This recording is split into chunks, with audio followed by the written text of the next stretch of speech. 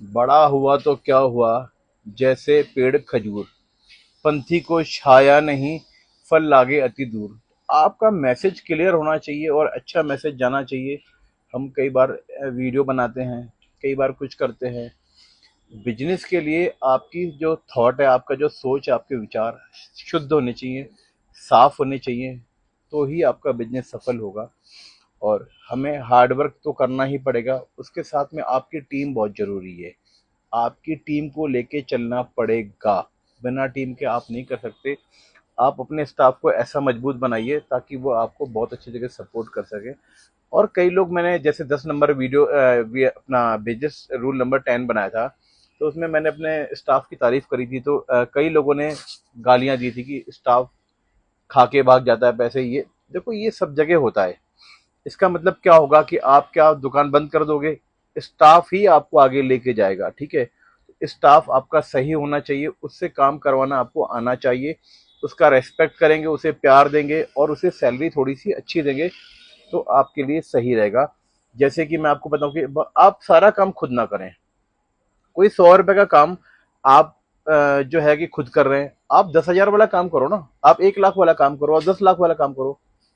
छोटे छोटे काम है वो अपने स्टाफ को दो, मगर आपको सारा काम आना चाहिए। ये नहीं कि नहीं आना चाहिए, सारे काम आपको आने चाहिए। आपको उन कामों की नॉलेज होनी चाहिए, ताकि अगर बच्चा, स्टाफ आपका कोई अगर ऊपर नीचे कर रहा है तो आपको वो, उसे आप उसको समझा सको।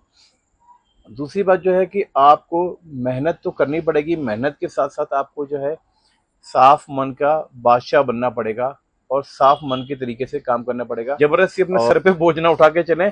बोझ उठाने के लिए हमारे माँ बाप बैठे हुए हैं, ठीक है, इन्हें बोझ उठाने का मौका दे, ये उठाए, यही बोझ उठाएंगे। आपके अंदर ताकत नहीं है बोझ उठाने की, ठीक है। आप सिर्फ साफ मन से बिजनेस करिए और कस्टमर का बेनिफिट करिए, अपने आप बिजनेस सफल होगा। हमारा मार्जिन फिक्स है, इसलिए हमें कहीं पे भी कोई बीट नहीं कर सकता।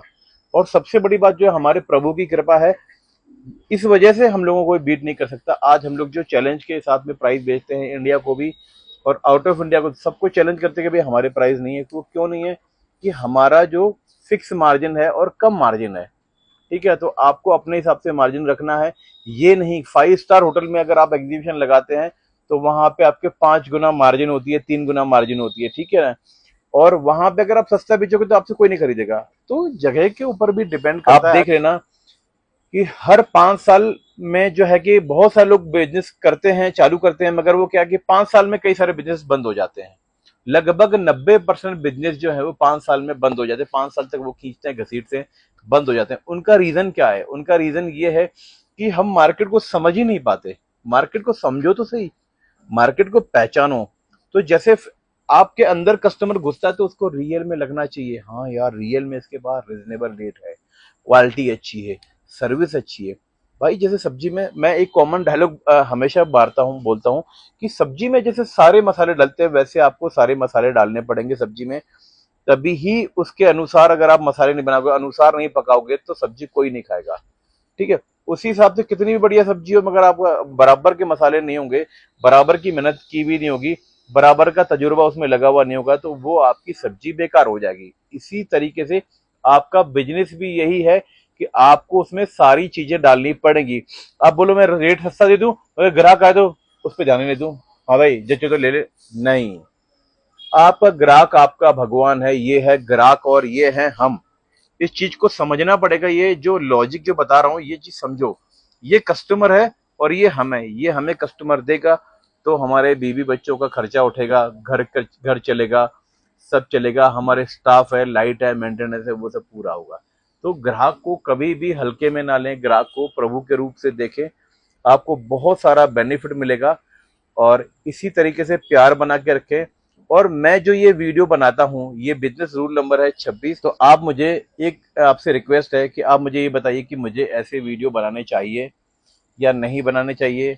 ये जो मैं बिजनेस रूल बताता हूँ वो बताने चाहिए या नहीं बताने चाहिए। सबसे बड़ी जो चीज है, अगर बिजनेस में आगे बढ़ना है तो आप स्वस्थ होने चाहिए, मन से भी, तन से भी और धन से भी। धन का बहुत फर्क पड़ता है कि धन कैसे कमाया आपने। कई लोग बोलते हैं ना, अरे यार पैसे कमा लिए, पैसे कमाने के बाद कोई नहीं पूछता। नहीं पूछता है। आपके पास पैसे कैसे आया उसका बहुत बड़ा प्रभाव पड़ता है आपके जीवन शैली पे, आपके जीवन पे, आपके जीवन चक्र पे प्रभाव पड़ता है कि आपने पैसा कैसे कमाया। पैसा आपका सही तरीके से आना चाहिए, सही रास्ते से आना चाहिए, वो बहुत मैटर करता है। अगर किसी के मन में ये वहम है कि पैसा कमा लो कोई नहीं देखता, नहीं, जो लोग भी गलत तरीके से पैसा कमाते हैं उसके पीछे से गालियां ही मिलती है, भले सामने राम राम करते हो, पीछे से गालियां ही मिलती है। ये आपको भी तजुर्बा होगा और मुझे भी तजुर्बा है। तो आपका मन साफ होना चाहिए, पैसा साफ तरीके से आना चाहिए, और आपकी सेहत अच्छी होनी चाहिए, तभी आप बिजनेस कर सकते हो, सर्विस कर सकते हो, जॉब कर सकते हो, लाइफ में आगे बढ़ सकते हो। अगर आपका सेहत अच्छी नहीं है तो कुछ भी अच्छा नहीं है ना। वो बोलते हैं ना कि सबसे पहला जो है निरोगी काया। तो सबसे पहले आपकी काया निरोगी होनी चाहिए, उसके लिए व्यायाम करें, अच्छी चीजें खाएं, हेल्थी चीजें खाएं, और ऐसा ही ध्यान रखें। और ये था बिजनेस रूल नंबर 26। मुझे ये बिजनेस रूल बनाने चाहिए या नहीं बनाने चाहिए, आप उसके बारे में जरूर बताएं। Thank you so much.